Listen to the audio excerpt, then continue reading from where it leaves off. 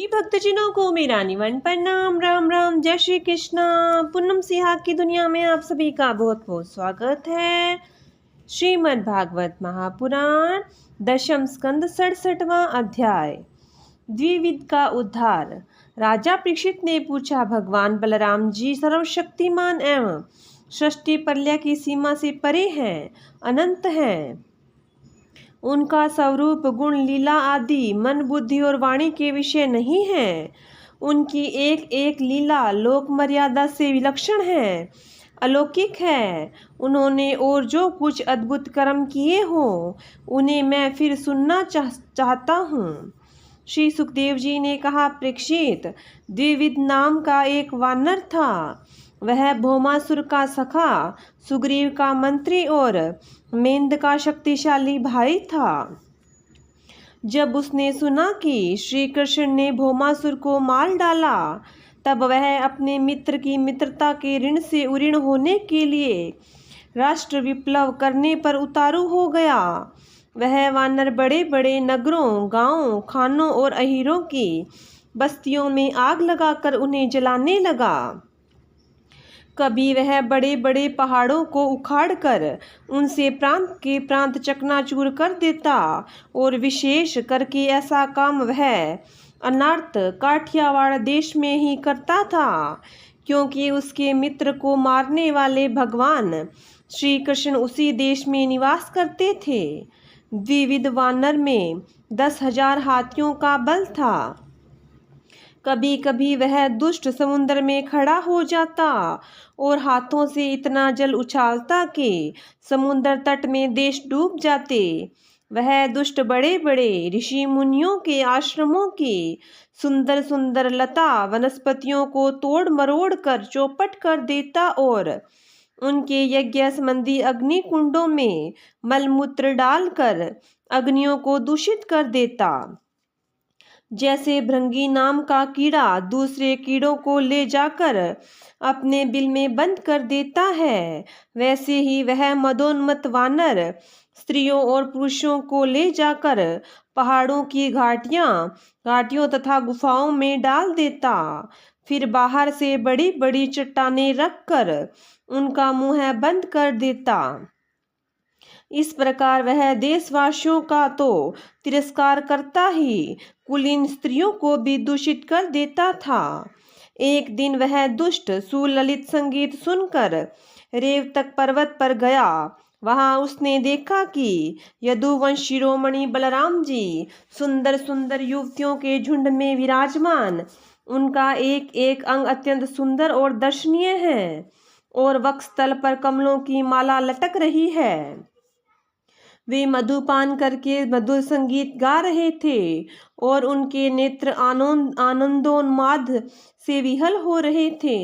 उनका शरीर इस प्रकार शोभायमान हो रहा था मानो कोई मदमत गजराज हो। वह दुष्ट वानर वृक्षों की शाखाओं पर चढ़ जाता और उन्हें झकझोर देता। कभी स्त्रियों के सामने आकर किलकारी भी मारने लगता। युवती स्त्रियां स्वभाव से ही चंचल और हास परिहास में रुचि रखने वाली होती हैं। बलराम जी की स्त्रियां उस वानर की ढिठाई देखकर हंसने लगती। अब वह वानर भगवान बलराम जी के सामने ही उन स्त्रियों की अवहेलना करने लगा। वह उन्हें कभी गुदा दिखाता, कभी भौहें मटकाता, कभी कभी गरज तरज कर मुंह बनाता, हुड़कता। वीर शिरोमणि बलराम जी उसकी यह चेष्टा देखकर क्रोधित हो गए। उन्होंने उस पर पत्थर का टुकड़ा फेंका, परंतु द्विविद ने उससे अपने को बचा लिया और झपटकर मधु कलश उठा लिया तथा बलराम जी की अवहेलना करने लगा। उस धूर्त ने मधु कलश को तो तोड़ डाला ही, स्त्रियों के वस्त्र भी फाड़ डाले, और अब वह दुष्ट हंस हंस कर बलराम जी को क्रोधित करने लगा। परीक्षित, जब इस प्रकार बलवान और मदोन्मत्त द्विविद बलराम जी को नीचा दिखाने तथा उनका घोर तिरस्कार करने लगा, तब उन्होंने उसकी ढिठाई देखकर और उसके द्वारा सताए हुए देशों की दुर्दशा पर विचार करके उस शत्रु को मार डालने की इच्छा से क्रोधपूर्वक अपना हल मुसल उठाया। द्विविद भी बड़ा बलवान था। उसने अपने एक ही हाथ से शाल का पेड़ उखाड़ लिया और बड़े वेग से दौड़कर बलराम जी के सिर पर उसे दे मारा। भगवान बलराम पर्वत की तरह अविचल खड़े रहे। उन्होंने अपने हाथ से उस वृक्ष को सिर पर गिरते गिरते पकड़ लिया और अपने सुनंद नामक मुसल से उस पर प्रहार किया। मुसल लगने से द्विविद का मस्तक फट गया और उससे खून की धारा बहने लगी। उस समय उसकी ऐसी शोभा हुई मानो किसी पर्वत से गेरू का सोता बह रहा हो। परंतु द्विविद ने अपने सिर फटने की कोई परवाह नहीं की। उसने कुपित होकर एक दूसरा वृक्ष उखाड़ा, उसे झाड़ झूड़ कर बिना पत्ते का कर दिया और फिर उससे बलराम जी पर बड़े जोर से प्रहार किया। बलराम जी ने उस वृक्ष के सैकड़ों टुकड़े कर दिए। इसके बाद द्विविद ने बड़े क्रोध से दूसरा वृक्ष चलाया, परंतु भगवान बलराम जी ने उसे भी शतधा छिन छिन कर दिया।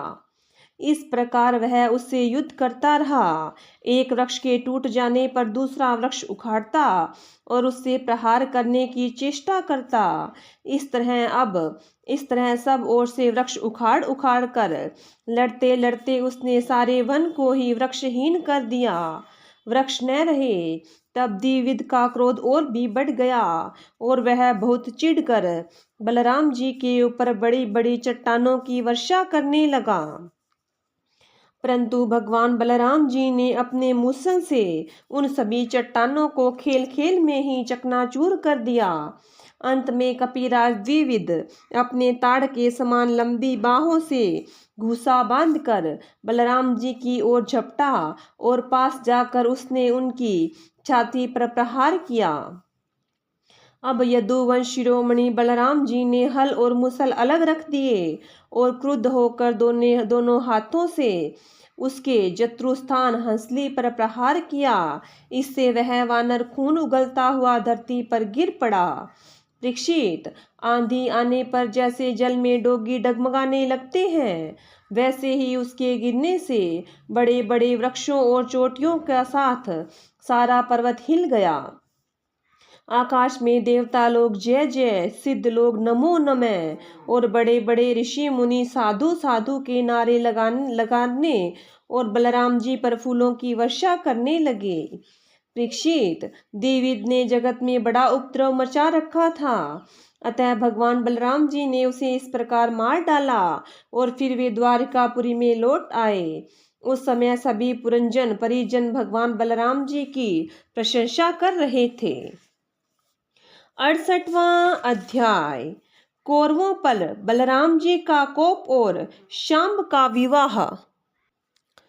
श्री सुखदेव जी कहते हैं, परीक्षित, जाम्बवंती नंदन शांब अकेले ही बहुत बड़े बड़े वीरों पर विजय प्राप्त करने वाले थे।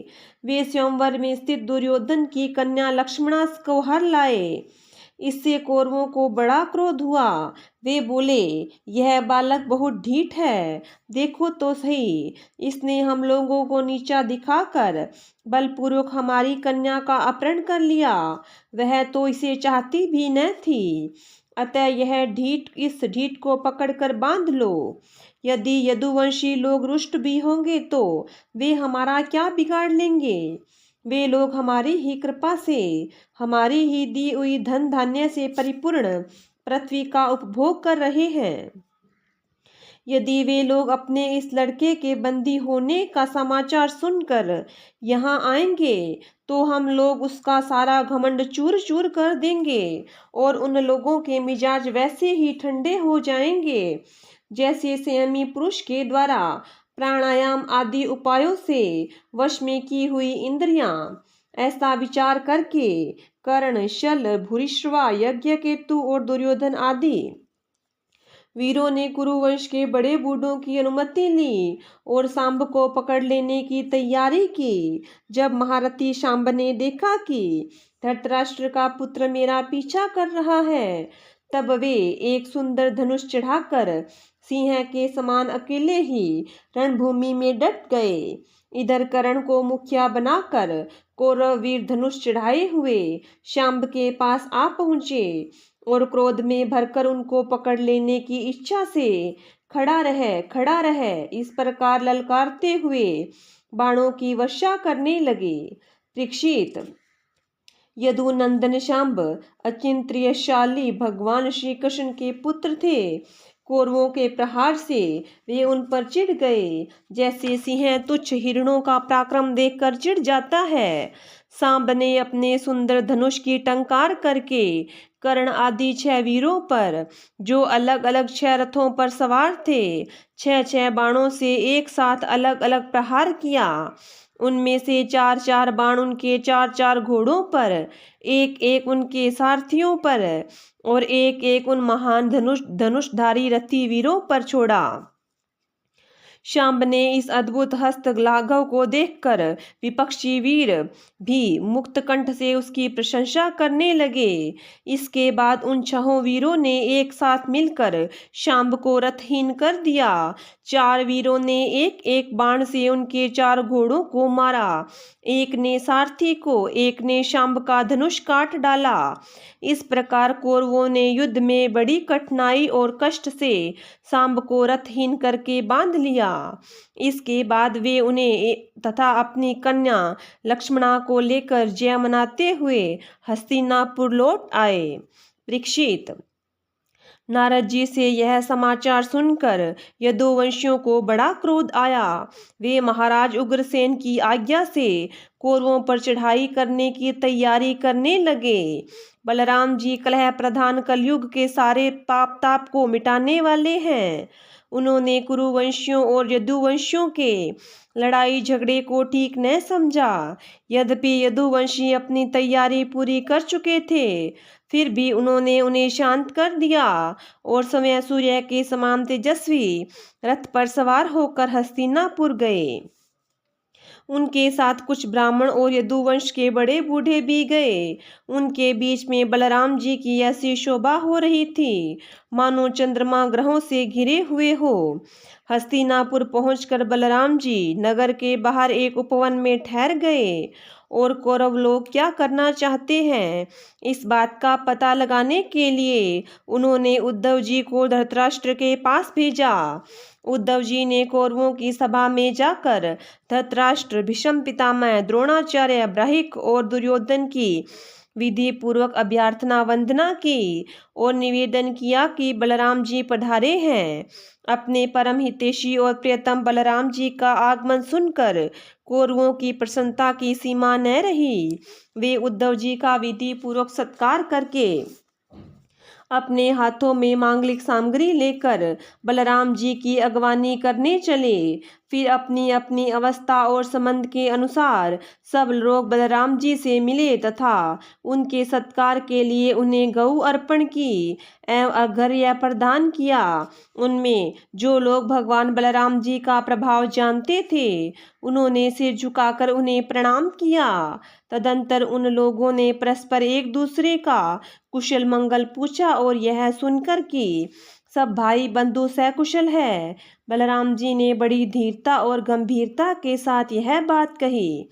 सर्वसमर्थ राजाधिराज महाराज उग्रसेन ने तुम लोगों को एक आज्ञा दी है, उसे तुम लोग एकाग्रता और सावधानी के साथ सुनो और अविलंब उसका पालन करो। उग्रसेन जी ने कहा है, हम जानते हैं कि तुम लोगों ने कईयों ने मिलकर अधर्म से अकेले धर्मात्मा शांब को हरा दिया और बंदी कर लिया है। यह सब इसलिए सह लेते हैं हम कि हम संबंधियों पर परस्पर फूट न पड़े, एकता बनी रहे। अतः अब झगड़ा मत बढ़ाओ, सांब को उसकी नववधू के साथ हमारे पास भेज दो। परीक्षित, बलराम जी की वाणी वीरता, शूरता और बल पुरुष के उत्कृष्ट से परिपूर्ण और उनकी शक्ति के अनुरूप थी। यह बात सुनकर कुरुवंशी क्रोध से तिलमिला उठे। वे कहने लगे, अहो, यह तो बड़े आश्चर्य की बात है। सचमुच काल की चाल को कोई टाल नहीं सकता। तभी तो आज पैरों की जूती उस सिर पर चढ़ना चाहती है जो श्रेष्ठ मुकुट से सुशोभित है। इन यदुवंशियों के साथ किसी प्रकार हम लोगों ने विवाह संबंध कर लिया। ये हमारे साथ सोने बैठने और एक पंक्ति में खाने लगे। हम लोगों ने ही इन्हें राज सिंहासन देकर राजा बनाया और अपने बराबर बना लिया। ये यदुवंशी चंवर, पंखा, शंख, श्वेत छत्र, मुकुट, राज सिंहासन और राजोचित शैया का उपयोग इसलिए कर रहे हैं कि हमने जानबूझकर इस विषय में उपेक्षा कर रखी है। बस बस, अब हो चुका। यदुवंशियों के पास अब राजचिन्ह रहने की आवश्यकता नहीं। उन्हें उनसे छीन लेना चाहिए। जैसे सांप को दूध पिलाने वाले के लिए ही घातक है, वैसे ही हमारे दिए हुए राजचिन्हों को लेकर ये यदुवंशी हमसे ही प्रीत हो रही हैं।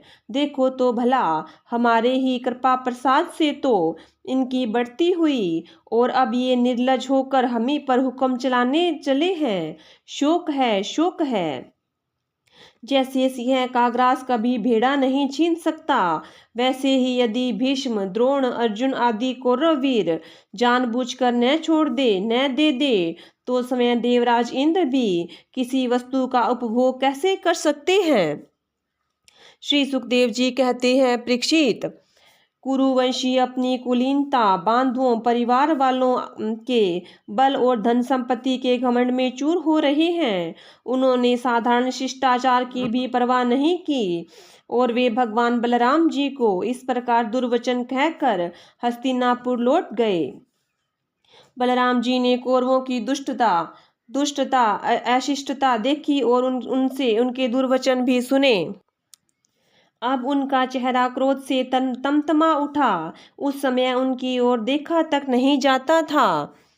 वे बार बार जोर जोर से हंसकर कहने लगे, सच है, जिन दुष्टों को अपनी कुलीनता, बल, पौरुष और धन का घमंड हो जाता है, वे शांति नहीं चाहते। उनको दमन करने का, रास्ते पर लाने का उपाय समझाना बुझाना नहीं, बल्कि दंड देना है। ठीक वैसे ही जैसे पशुओं को ठीक करने के लिए डंडे का प्रयोग की आवश्यकता होती है।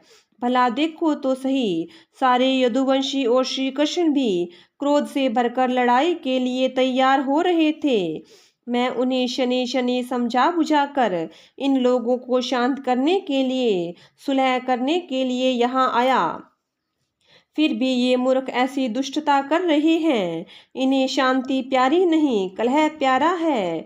ये इतने घमंडी हो रहे हैं कि बार बार मेरा तिरस्कार करके गालियां बक रहे हैं। ठीक है भाई, ठीक है। पृथ्वी के राजाओं की तो बात ही क्या, त्रिलोकी के स्वामी इंद्र आदि लोकपाल जिनकी आज्ञा का पालन करते हैं, वे उग्रसेन राजाधिराज नहीं हैं। वे तो केवल भोज, वृष्णि और अंधक वंशी यादवों के ही स्वामी हैं।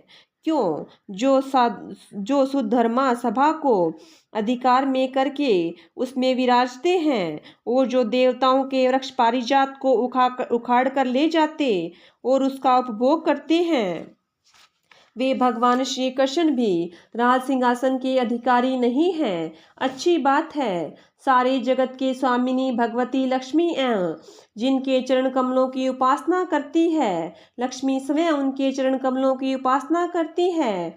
वे लक्ष्मीपति भगवान श्री कृष्णचंद्र छत्र, चंवर आदि राजोचित सामग्रियों को नहीं रख सकते।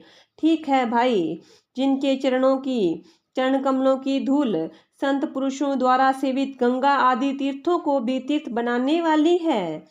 सारे लोकपाल अपने अपने श्रेष्ठ मुकुट पर जिनके चरण कमलों की धूल धारण करते हैं, ब्रह्मा, शंकर, मैं और लक्ष्मी जी जिनकी कला की भी कला है और जिनके चरणों की धूल सदा सर्वदा धारण करते हैं, उन भगवान श्री कृष्ण के लिए भला राज सिंहासन कहाँ रखा है। बेचारे यदुवंशी तो कौरवों का दिया हुआ पृथ्वी का एक टुकड़ा भोगते हैं। क्या खूब हम लोग जूती हैं और ये कुरुवंशी स्वयं सिर हैं। ये लोग ऐश्वर्य से उन्मत्त, घमंडी, कौरव पागल सरीखे हो रहे हैं। इनकी एक एक बात कटुता से भरी और बेसिर पैर की है। मेरे जैसा पुरुष जो इनका शासन कर सकता है, इन्हें दंड देकर इनके होश ठिकाने ला सकता है, भला इनकी बातों को कैसे सहन कर सकता है। आज मैं सारी पृथ्वी को कौरवहीन कर डालूंगा। इस प्रकार कहते कहते बलराम जी क्रोध से ऐसे भर गए मानो त्रिलोकी को भस्म कर देंगे। वे अपना हल लेकर खड़े हो गए। उन्होंने उसकी नोक से बार बार चोट करके हस्तिनापुर को उखाड़ लिया। उसे डुबोने के लिए बड़े क्रोध से गंगा जी की ओर खींचने लगे। हल से खींचने पर हस्तिनापुर इस प्रकार कांपने लगा मानो जल में कोई नाव डगमगा रही हो। जब कौरवों ने देखा कि हमारा नगर तो गंगा जी में गिर रहा है, तब वे घबरा गए। फिर उन लोगों ने लक्ष्मणा के साथ को आगे किया और अपने प्राणों की रक्षा के लिए कुटुंब के साथ हाथ जोड़कर सर्वशक्तिमान उन्हीं भगवान बलराम जी की शरण में गए और कहने लगे, लोकाभिराम बलराम जी, आप सारे जगत के आधार शेष जी हैं। हम आपका प्रभाव नहीं जानते प्रभु। हम लोग मूढ़ हो रहे हैं, हमारी बुद्धि बिगड़ गई है, इसलिए आप हम लोगों का अपराध क्षमा कर दीजिए। आप जगत की स्थिति, उत्पत्ति और प्रलय के एकमात्र कारण हैं और स्वयं निराधार स्थित हैं। सर्वशक्तिमान प्रभु, बड़े बड़े ऋषि मुनि कहते हैं कि आप खिलाड़ी हैं और ये सब लोग आपके खिलौने हैं। अनंत आपके सहस्त्र सिर हैं और आप खेल खेल में ही इस भूखंड को अपने सिर पर रखते हैं। ये जब प्रलय का समय आता है, तब आप सारे जगत को अपने भीतर लीन कर लेते हैं और केवल आप ही बचे रहकर अद्वितीय रूप से शयन करते हैं। भगवान, आप जगत की स्थिति और पालन के लिए विशुद्ध सत्वमय शरीर ग्रहण किए हैं। आपका यह क्रोध, द्वेष और मत्सर के कारण नहीं है, यह तो समस्त प्राणियों को शिक्षा देने के लिए है। समस्त शक्तियों को धारण करने वाले सर्व प्राण स्वरूप अविनाशी भगवान, आपको हम नमस्कार करते हैं। समस्त विश्व के रचयिता देव, हम आपको बार बार नमस्कार करते हैं। हम आपकी शरण में हैं, आप कृपा करके हमारी रक्षा कीजिए। श्री सुखदेव जी कहते हैं, परीक्षित, कौरवों का नगर डगमगा रहा था और वे अत्यंत घबराहट में पड़े हुए थे। जब सब के सब कुरुवंशी इस प्रकार भगवान बलराम जी की शरण में आए और उनकी स्तुति प्रार्थना की, तब वे प्रसन्न हो गए और डरो मत ऐसा कहकर उन्हें अभय दान दिया। परीक्षित, दुर्योधन अपनी पुत्री लक्ष्मणा से बड़ा प्रेम करता था। उसने दहेज में 60 वर्ष के 1200 हाथी, 10,000 घोड़े, सूर्य के समान चमकते हुए सोने के 6,000 रथ और सोने के हार पहनी हुई 1,000 दासियां दी। यदुवंश शिरोमणि भगवान बलराम जी ने यह सब दहेज स्वीकार किया और नव दंपति लक्ष्मणा आदि सांब के साथ कौरवों का अभिनंदन स्वीकार करके द्वारका की यात्रा की। अब बलराम जी द्वारकापुरी में पहुंचे और अपने प्रेमी और तथा समाचार जानने के लिए उत्सुक बंधु बांधवों से मिले। उन्होंने यदुवंशियों की भरी सभा में अपना वह सारा चरित्र कह सुनाया जो हस्तिनापुर में उन्होंने कौरवों के साथ किया था। परीक्षित, यह हस्तिनापुर आज भी दक्षिण की ओर ऊंचा और गंगा जी की ओर कुछ झुका हुआ है और इस प्रकार यह भगवान बलराम जी के पराक्रम की सूचना दे रहा है। 69वां अध्याय, देव ऋषि नारद का भगवान की ग्रहचर्या देखना। श्री सुखदेव जी कहते हैं, परीक्षित, जब देव ऋषि नारद ने सुना कि भगवान श्री कृष्ण ने नरकासुर भौमासुर को मारकर अकेले ही हजारों राजकुमारियों के साथ विवाह कर लिया है, तब उनके मन में भगवान की रहन सहन देखने की बड़ी अभिलाषा हुई। वे सोचने लगे, अहो, यह कितने आश्चर्य की बात है कि भगवान श्री कृष्ण ने एक ही शरीर से एक ही साथ 16,000 महलों में अलग अलग 16,000 राजकुमारियों का पाणी ग्रहण किया। देवऋषि नारद इस उत्सुकता से प्रेरित होकर भगवान की लीला देखने के लिए द्वारका आ पहुँचे। वहाँ के उपवन और उद्यान खिले हुए रंग बिरंगे पुष्पों से लदे वृक्षों से परिपूर्ण थे। उन पर तरह तरह के पक्षी चहक रहे थे और भंवरे गुंजार कर रहे थे। निर्मल जल से भरे सरोवरों में नीले, लाल और सफेद रंग के भांति भांति के कमल खिले हुए थे। कुमुद, कोई और नवजात कमलों की मानो भीड़ लगी हुई थी। उनमें हंस और सारस कलरव कर रहे थे। द्वारकापुरी में स्फटिक मणि और चांदी के 9 लाख महल थे। वे फर्श आदि में जड़ी हुई महामरकत मणि पन्ने की प्रभा से जगमगा रहे थे और उनमें सोने और हीरों की बहुत सी सामग्रियां शोभायमान थी। उनके राजपथ, बड़ी बड़ी सड़कें, गलियां, चौराहे और बाजार बहुत ही सुंदर सुंदर थे। घुड़साल आदि पशुओं के रहने के स्थान, सभा भवन और देव मंदिरों के कारण उसका सौंदर्य और भी चमक उठा था। उसकी सड़कें, चौक, गली और दरवाजों पर छिड़काव किया गया था। छोटी छोटी झंडियां और बड़े बड़े झंडे तरह जगह जगह फहरा रहे थे, जिनके कारण रास्तों में धूप भी नहीं आ पाती थी। उसी द्वारका नगरी में भगवान श्री कृष्ण का बहुत ही सुंदर अंतःपुर था। बड़े बड़े लोकपाल उसकी पूजा प्रशंसा किया करते थे। उसका निर्माण करने में विश्वकर्मा ने अपना सारा कला कौशल, सारी कारीगरी लगा दी थी। उस अंतःपुर निवास में भगवान की रानियों के 16,000 से अधिक महल शोभायमान थे। उनमें से एक बड़े भवन में देवऋषि नारद ने प्रवेश किया। उस महल में मूंगे के खंभे, वैदूर्य के उत्तम उत्तम छज्जे, इंद्रनील मणि की दीवारें जगमगा रही थी और वहां के गच्चे भी ऐसी इंद्रनील मणियों से बनी हुई थी जिनकी चमक किसी प्रकार कम नहीं होती। विश्वकर्मा ने बहुत से ऐसे चंदोवे बना रखे थे जिनमें मोती की लड़ियों की झालरें लटक रही थी। हाथी दांत के बने हुए आसन और पलंग थे जिनमें श्रेष्ठ श्रेष्ठ मणि जड़ी हुई थी।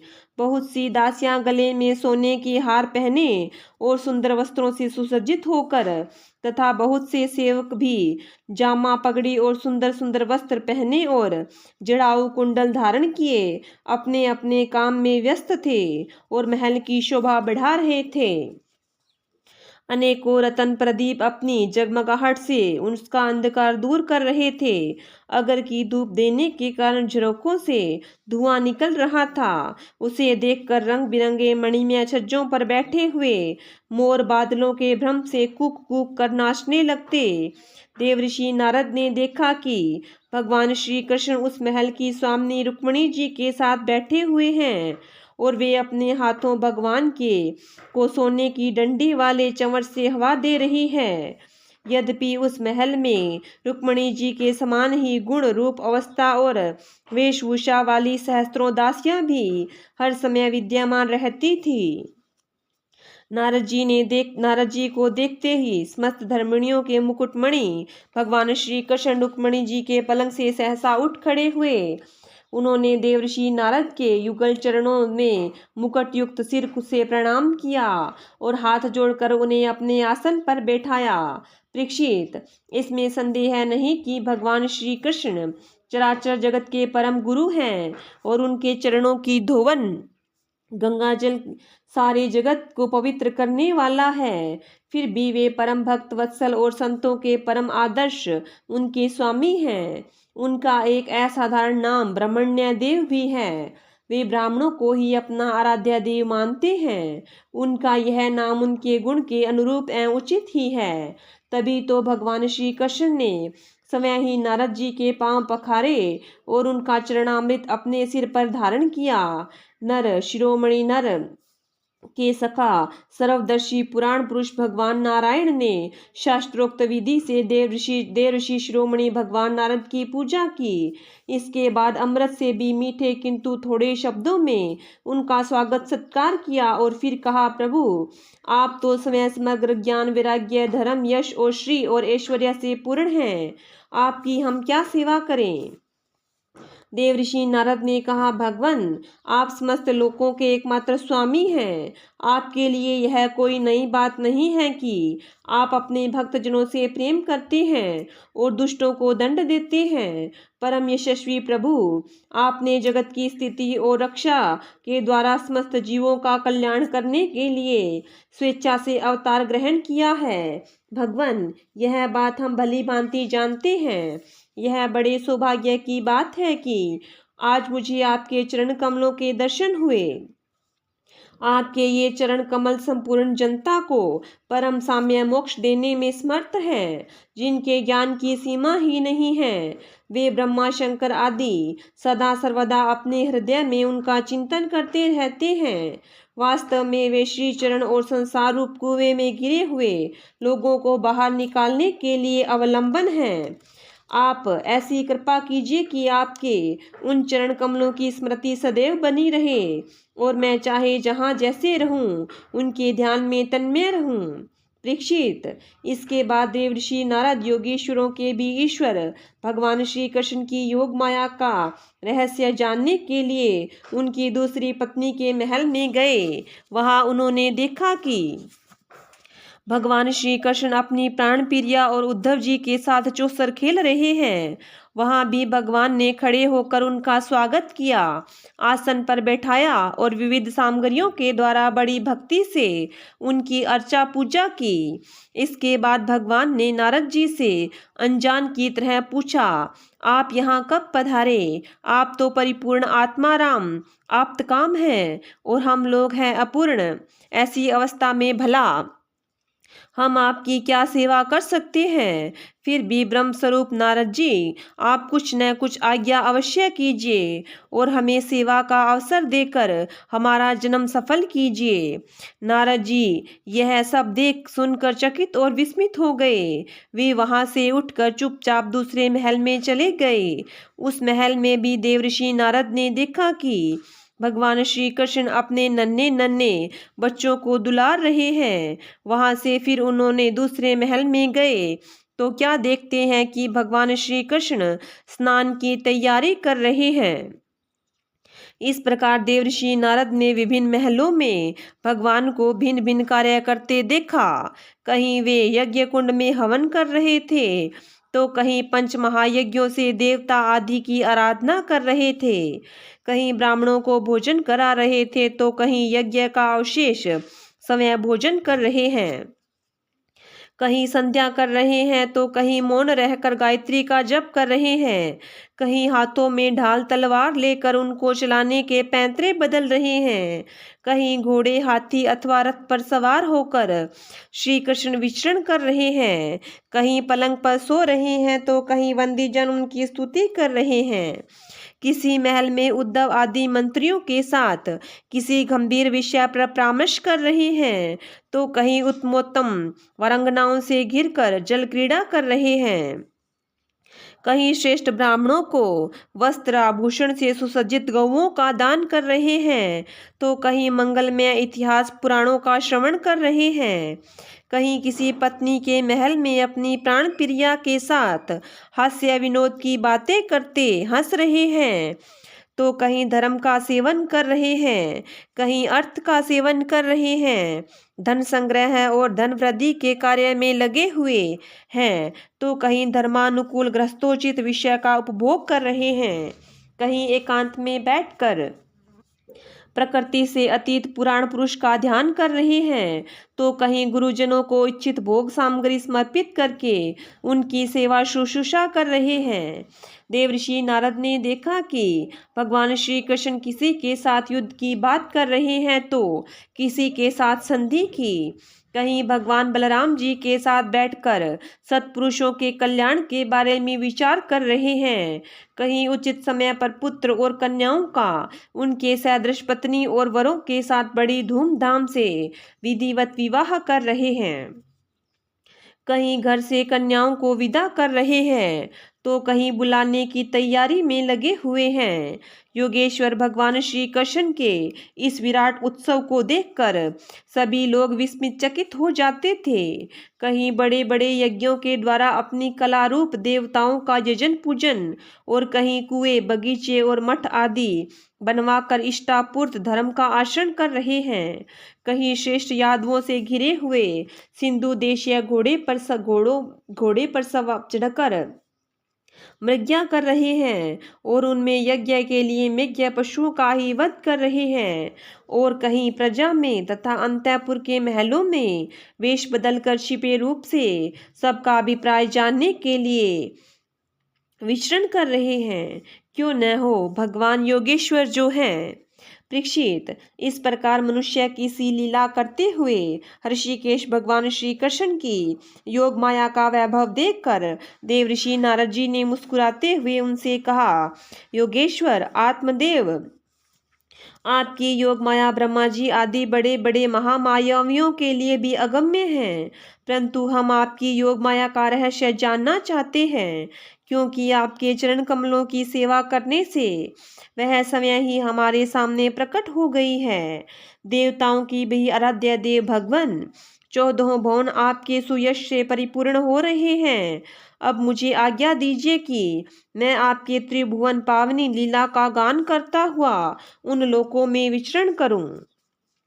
भगवान श्री कृष्ण ने कहा, देवर्षि नारद जी, मैं ही धर्म का उपदेशक, पालन करने वाला और उसका अनुष्ठान करने वालों का अनुमोदन करता भी हूँ। इसलिए संसार को धर्म की शिक्षा देने के उद्देश्य से ही मैं इस प्रकार धर्म का आचरण करता हूँ। मेरे प्यारे पुत्र, तुम मेरी यह योग माया देखकर मोहित मत होना। श्री सुखदेव जी कहते हैं, इस प्रकार भगवान श्री कृष्ण गृहस्थों को पवित्र करने वाले श्रेष्ठ धर्मों का आचरण कर रहे थे। यद्यपि वे एक ही हैं, फिर भी देवर्षि नारद जी ने उनको उनकी प्रत्येक पत्नी के महल में अलग अलग देखा। भगवान श्री कृष्ण की शक्ति अनंत है। उनकी योग माया का परम ऐश्वर्य बार बार देखकर देवर्षि नारद के विस्मय और कुतूहल की सीमा न रही। द्वारका में भगवान श्री कृष्ण गृहस्थ की भांति ऐसा आचरण करते थे मानो धर्म, अर्थ और काम रूप पुरुषार्थों में उनकी बड़ी श्रद्धा हो। उन्होंने देवर्षि नारद का बहुत सम्मान किया। वे अत्यंत प्रसन्न होकर भगवान का स्मरण करते हुए वहां से चले गए। राजन, भगवान नारायण सारे जगत के कल्याण के लिए अपनी अचिंत्य महाशक्ति योग माया को स्वीकार करते हैं और इस प्रकार मनुष्यों की सी लीला करते हैं। द्वारकापुरी में 16,000 से भी अधिक पत्नियां अपनी सलज और प्रेम भरी चितवन तथा मंद मंद मुस्कान से उनकी सेवा करती थी और वे उनके साथ विहार करते थे। भगवान श्री कृष्ण ने जो लीलाएं की है उन्हें दूसरा कोई नहीं कर सकता। परीक्षित, वे विश्व की उत्पत्ति, स्थिति और प्रलय के परम कारण हैं।